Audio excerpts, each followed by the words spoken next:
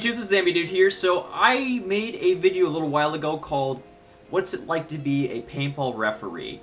and it didn't do so well. It did okay, but I wanted to continue this series a little bit more. So here it is. Here's Ask An Airsoft Ref AMA video. So I made an AMA on Reddit to get a couple questions from some people, some general ideas and whatnot, and here are their questions. First question from How Can I Be Sure I'm Here? What's the worst parent you've experienced at a game? Bonus points if they weren't even playing. So fortunately, I haven't really experienced any bitchy parents, though I have found a very irresponsible one. Here's the story. I was reffing at a party one day and it was pretty humid out. We were playing a team deathmatch or something super basic. A parent and a few of the kids from the party were walking back to spawn and they were complaining about fogging and goggle issues, so I told them to just tough it out, or if they really were having an issue, just exit the field.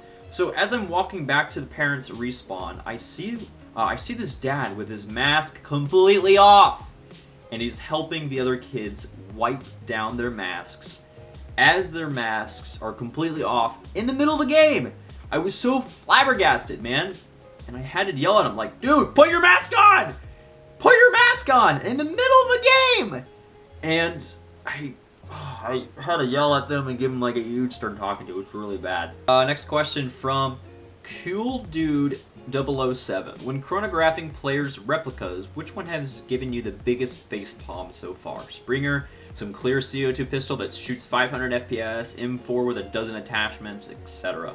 Probably the worst thing that I've ever seen, or the biggest facepalm I've ever seen, was when I was chronoring this Walmart revolver that I saw in my early reffing days. It shot 1,000 FPS with 0.2 gram BBs. It was the most mind-boggling thing I've ever seen, and obviously the guy didn't use the pistol because it dropped after about 50 feet. Just full force FPS for about 50 feet, and then it just drops. So he was definitely not going to use that, and there was no way he was going to be a DMR sniper with a revolver pistol. Next question from Hero Scorpion. What is the stupidest thing that a player has done in the game? So I had to think about this one for a while because there has been a lot of instances of players doing really dumb things. However, I would probably say that there was the worst thing, or the dumbest thing that I've seen so far, was this kid. He was fogging a bit. He decided to take his mask completely off in the middle of the game. In the middle of the game, in a small building. And the building was getting absolutely lit up. Ricochets everywhere, BBs everywhere, enemy fire, friendly fire, just absolute chaos going all over the place. And here he is, just taking his mask completely off and wiping it down to unfog it. And as I saw it, I had to scream at him across the field to put your mask back on! And just told him, dude, get out. You're done for this game. You need to chill, alright? Get out. So next question from Indigablue. Sorry for stalking your profile briefly. Notice where you live, and also that you've come down to my neck of the woods for the big events. What fields are there near you? Anything indoors? Also, have you ever been to Battalion? What was your first impression, if so? I guess on topic, how do you as a ref feel about people doing goofy things like indoor snipers, like quickscoping, or under the FPS limit? FPS limit, of course, or foam bats, etc. So I live over by Power Ops Airsoft. I'm about 40 minutes from that area. Team Airsoft, I'm about an hour and a half. Elite Ops, 40 minutes. SS Airsoft, about an hour and a half. Fort 13, 2 hours, and Gold Eagle, which is about another hour. So I'm kind of far away from all my fields, unfortunately. I've never heard of Battalion, and I personally don't really care if they do goofy things as long as they're within the field rules and having fun, obviously, and that's all that really matters. Except for riot shields. I don't like riot shields at all. Next question from Sparrow47. What is your favorite mission style or game mode for between 15 and 25 players? Let's assume a field with a nice mix of open and urban terrain. Thanks for doing this, by the way. So I gotta go with the game of our neutral bomb, with an actual case that you can actually type in custom codes and whatnot, made by one of our refs. Here's how to play. Each team needs to find the bomb and either need to plant and destroy it or defuse it. Each team has a set of engineers marked by a special tape on their arm, and they're the only people that are allowed to plant or defuse the bomb. They're also the only people given the information to plant or defuse their bomb, so they cannot relay that information to their teammates. While their teammates must defend and assist them, with coverings fire. So essentially the engineers are the technicians of the field while their teammates are system to help plant or defuse the bomb. To win, you must either type in the codes and either plant and destroy the bomb or defuse it at the last second.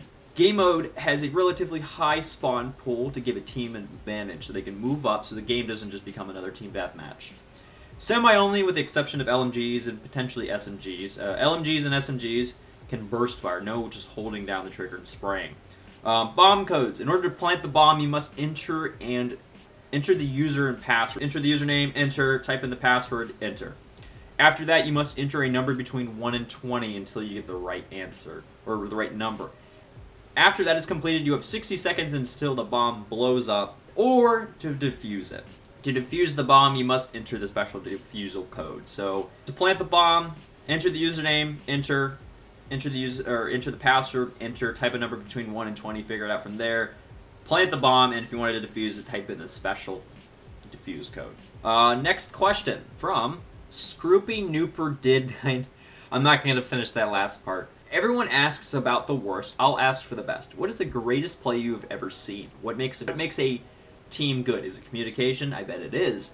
What is the coolest gun you have ever seen someone use? What is the best shot you've ever seen someone make?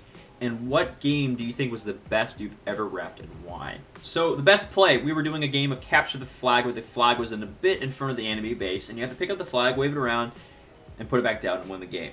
So I saw a dude drop all of his gear, dash to the enemy's base, and wave the flag in about 10 to 30 seconds. Actually, I know the person, his name is Greg, I believe. He was a buddy of mine. Is a buddy of mine. Hopefully he's a buddy of mine. He did that twice in a row. So, dropped all of his gear, dashed the flag, picked it up, and into the game in 10 to 30 seconds. Twice in a row. That's absolutely insane. The best thing you can do as a team is definitely communicate. I've seen multiple instances where people are playing and they don't work together and they get absolutely curb stomped by guys that are just communicating. In this particular case, communication is more important than gear. Teamwork is more important than gear as well. The best thing you can do is work out as a team and definitely communicate. Call out enemy players, cover each other as you're trying to complete the objective, etc. Coolest gun, I gotta say, was a buddy of mine. It was a DMR that he had custom built on for years. I can't remember how long it was, but it was a long time nevertheless. But it was so cool that he made it into an actual magazine, like an airsoft or gun magazine or whatever. I can't remember what it was, but if I can find a picture of it somewhere, I'll include it in this video. Best shot, I gotta say, was probably a dude using an SSG-24. Hate me if you like, but whatever. The gun's pretty decent. And the dude domed a dude across the entire field. So if you've ever played at Power Ops, the guy domed it from about, I think it was from kill house to containers. All the way over there, just domed him in the face. It was fantastic. The best game ever repped, I've got to go with the first huge event at the field that I work at, Power Ups. It was called Operation Joker. It was the first Operation Joker that we did. It was like a 100 versus 100 team deathmatch that was absolute chaos, but it was super fun to watch. As soon as we yelled game on, I saw a sea of dudes sprinting to the center of the field, and it was the coolest thing ever, just seeing hordes of people coming at each other. Though later in the day it got a bit too crazy and chaotic, like we had spawn pools of I think like 40 people, which is absolute insane. Imagine having to ref that while you have players coming to you and asking you a bunch of questions and whatnot. It was absolute chaos, but it was really, really fun. Next question, some guy in the room. Do you have any conflict resolution training and or restraint training? Or have you at least given it any thought? I know the chances of a fight happening are slim, but it seems that too many times the ref will not know what to do when one breaks out. For the most part, no. We did not get any training of the sort. When I joined up, I was kind of just thrown into the field and learned as I went, which can and cannot be a good way of doing that. Fortunately, I had my coworkers' advice. Some of the guys that have been there for 6 or so months, which is a decent amount of experience. But most of the experience that I got was learned through personal experience. I would like for more refs to be trained on how to resolve conflicts or fights more, but unfortunately airsoft fields generally cannot afford don't know how to do some kind of formal training session. If fields can do it, I would absolutely encourage fields to do that, because these kind of conflict resolution training can be very helpful, especially when there's not necessarily a fight, but a disagreement between players, whether it be hit calling or overshooting or just general concerns. It can be very helpful. Next question from some guy in the room. What would you personally do in the event of a physical altercation? Going again with the previous question, I would put myself in the middle of it and try to break it up as much as possible. Be it a fight, a physical altercation, a verbal altercation, etc. If it's during a game, middle of a game, people are deciding to break out, I would call blind man and have everybody freeze and resolve the situation from there. After everything is taken care of, separate both parties and get their individual stories. Separate them, talk to them individually, get witnesses' stories as well. Try to see who is at fault and remove the people that are at fault from the facility, or if it's both parties, remove both parties, or if both parties had a misunderstanding, help them clear it up and try to become, I wouldn't say more friends, but just resolve the situation a little bit better. For example, I had an instance, all the fights and altercations were when I was in the early days of my reffing, but anyways, I had this altercation between these two players. We were playing an Alamo game, and one guy, he was getting shot, getting revived by a medic, and then coming right back in. Unfortunately, the player that was shooting at him didn't see the medic reviving him. He just saw a guy that he shot jump back in after about 5 seconds later. So both parties got a little bit frustrated. The first guy, he had the mindset where if this guy isn't going to call his hit, I'm not going to call my hit either. And the guy that was getting revived by his medic, he noticed that this guy over here isn't calling his hit, so eventually the guys at the end of the game came out and started fighting, or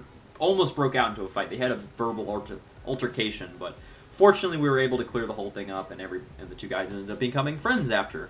Next question from Captain Pink Bear. Accidentally not calling a shot happens to everyone. Thick armor, weird clothing, etc. At what point do you actually start calling out someone for not calling their hits? I have a few steps that I take for these situations, and this generally applies to the people that work at Power Ops Airsoft as well.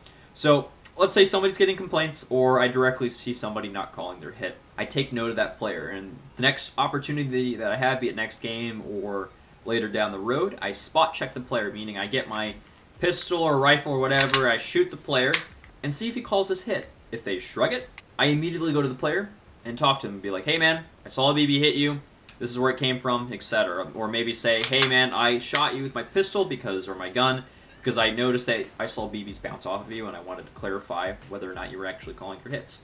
Here's the situation. Maybe tell them. Maybe they thought it was a ricochet and they didn't understand, and explain to them what happened. Or if they're blatantly shrugging their hits, like, hey man, I saw you shrug your hit, go back to respawn. And I make sure I talk to them politely. You don't want to come right out of the bat yelling at a player for not calling his hits, because generally, people don't respond well to angry complaints or instructions like that. Or if it's a newer player, I break down the rules, ask them, hey man, have you been briefed? I explain to them the situation and maybe rebrief them on the rules if they need it. Also, tell them that they have a warning on their hit calling. If they shrug it again, they're going to be removed for the next game. Later down the road, when I see that player again, I spot check them at a random interval. And usually I spot check players at a game where an objective isn't necessarily too critical, like team deathmatch or capture the flag or capture the case, something very basic to where they won't lose. And if they shrug it, take them out of the game. Hey man, I spot checked you. You didn't call your hit. I need you to exit the game because you're not following the rules. Or if they call the hit, let them know. Hey man, hey player, you're alive. That was me. I spot checked you. You're good to go. Or if they're say too far away, I'll spot check them and they go back to their respawn and continue about their day and remove them from my suspicions because they're just calling their hits. Or maybe they didn't understand the rules and now they understand the rules and they're following them now. So let's say I have that player that shrugged his hit, I kicked him out of the game, took him out for one game or however many games, and if they shrug their hits again, whether it be complaints from other players or referees directly CBBs them, hitting them, or if I spot check them again myself, they proceed to not call their hit, they're done for the day. That's it. No ifs and or buts. They don't get a refund. They're done. They're out. And because nobody can have fun when nobody's calling their hits. Unless we're playing Iron Man. That's a different story though. Next question. Assault Rifleman. As a ref, how much time do you balance between reffing and actually playing? I'd say this one's about 50-50. I generally play one day and then ref the other day. So 50-50. So that's it for these questions. If you guys have any questions or concerns, or you want to be part of my next video of Ask an Airsoft Ref, drop your questions and comments down in the comments below.